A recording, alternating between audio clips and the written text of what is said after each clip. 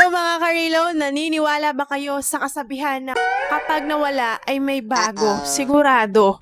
Parang sa love life lang, no? Sigurado kapag ka nag-break na lang kabod, siguradong meron yung bago. Kapag ka nagka-issue, siguradong meron yung bago. Bagong loan application ba to o nagpalit lang to ng pangalan?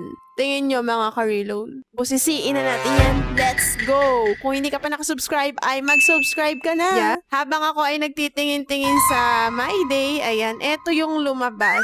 Maximum borrowable amount up to 50,000 nga daw. May 0.05% interest at flexible loan terms na 9 months. Sabi nga dyan ay fast approval, send money, save, and buy load daw. So parang e-wallet pa ang datingan, ano? Eto daw, loan application na to, mabilis, madali, at maaasahan. Titingnan nga natin mga ka-reloan kung talaga bang maaasahan natin to. At i-download na nga natin yan.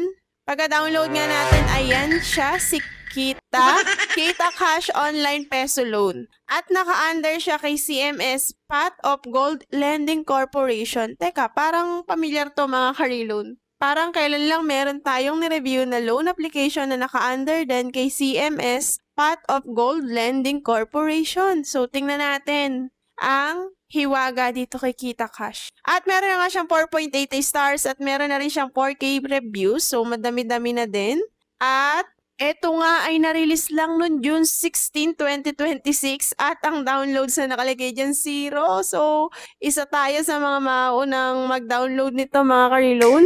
Nakalagay nga dyan, quick capital, instant freedom, borrow up to 3,000 hanggang 80,000 with lighting fast approval and 100% transparent terms. Oh, tailored to your needs, instant disbursement. Naku, baka naman mamaya magulat tayo sa i-disburse nito sa atin kung sakasakali na instant disburse nga ito. Bank level security. Ooh. Dedicated human support. So, tingnan natin kung gaano katotoo itong mga sinasabi niya. Pagka-open nga natin itong loan application na to ay lalabas na si Kita Cash. Siyempre, permissions and data access. Agree lang natin yan. At ito na nga yung kanyang pinaka-homepage. Yan. Fast loans, instant approval, safe and trusted anytime, anywhere. So mga ka-reloan, kamukha nga talaga. Nag-iba lang ng bagya yung kulay, pero ganito rin siya. Ayan siya, oh, kamukha niya to, di ba? Napanood niyo na ba to? Meron siyang repayment daw na 120 hanggang 365 days at meron siyang 24% maximum APR. And ayan, apply na natin yan mga ka-reloan. Siyempre, maglagay na tayo ng contact number natin. Mag-let's go na tayo dyan. At i-enter na natin yung pinadala niya sa ating code. Pagkatapos nun, ito namang SMS and image information access notice. Agree lang natin yan kasi kapag hindi tayo nag-agree, alam niyo na hindi tayo magtutuloy. Pero parang alam ko na yung kalalabasan natin dito. Kasi, same kamukha pero sige, bigyan natin ng chance kasi baka naman nagbago na siya, di ba? Kasi yung etong isa na to, nawala na. So, eto na yung makikita natin sa Google Play Store. Malay naman natin nag-improve siya, di ba? So, mahilig tayo magbigay ng chances eh. Pagkatapos nga nun, meron lang tayo dito sasagutan na basic, personal information. Meron din siya dito mga pa-question about sa ating mga loans. Ilang loan daw ang meron kayo ngayon? Ilang beses na raw kayo nakahiram dati? Longest overdue days nyo daw?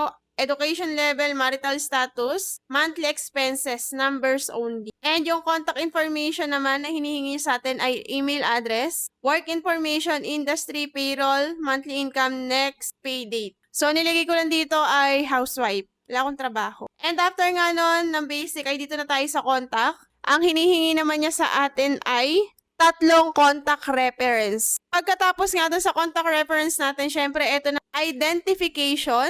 Upload na raw natin yung ating ID at eto yung mga tinatanggap niyang ID. National ID, driver's license, UMID ID, passport, PhilHealth, TIN, SSS postal at saka yung ating voter's ID. Then, sa ibaba nun, usually magkakamukha lang naman sila, personal information, first name, middle, last name, ID number, date of birth, at saka yung inyong gender. And pagkatapos nun, yung withdrawal account na natin, meron siyang e-wallet dito and meron din bank. Sa e-wallet ay GCash, PayMaya, at saka GrabPay lang. Pagkatapos nun, i-confirm lang natin mga karilon. And eto na yung loan details niya.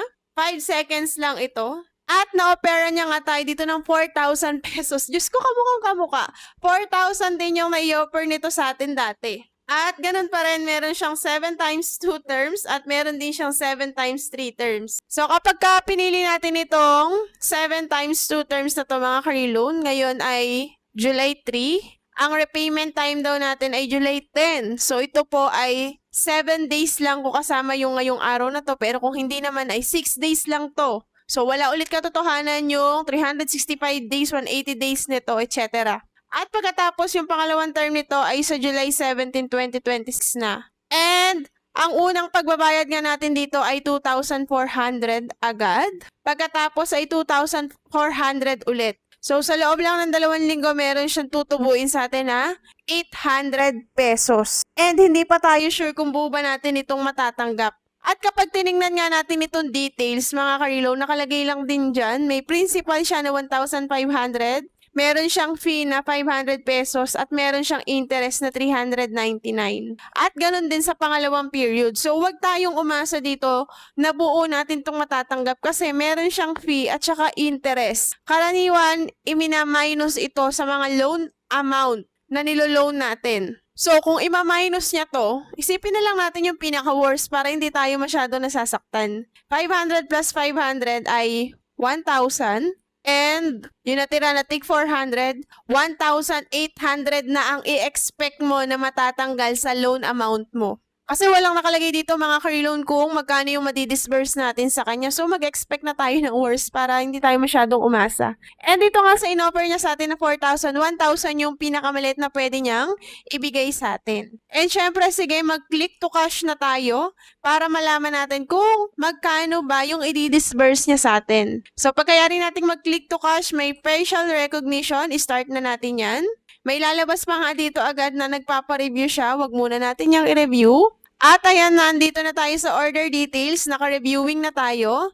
Loan date natin ay July 4, loan amount natin ay 1,000 pesos. So wala pa rin nakalagay kung magkano yung madidisburse. So malalaman na lang natin yon kung magkano kapag ka pumasok na sa account natin. So mabubulaga talaga tayo dito. At mga ka-reloan, wala pa ngang 1 minute ay eto na agad yung resulta. Failed review. So, hindi tayo dito na-approve kay Kita Cash. Wala tuloy tayong nakitang cash. Sabi nga niya dyan, please try again later. Please maintain your credit well, which will be more helpful for your application to be approved. Wala naman akong utang sa kanya. Kahit doon sa isang loan application na same sila ng company, wala naman din akong utang. So, yun lang mga ka-reloan yung tungkol dito kay Kita Cash. Hindi natin nakita kung buo ba itong madidisburse sa atin.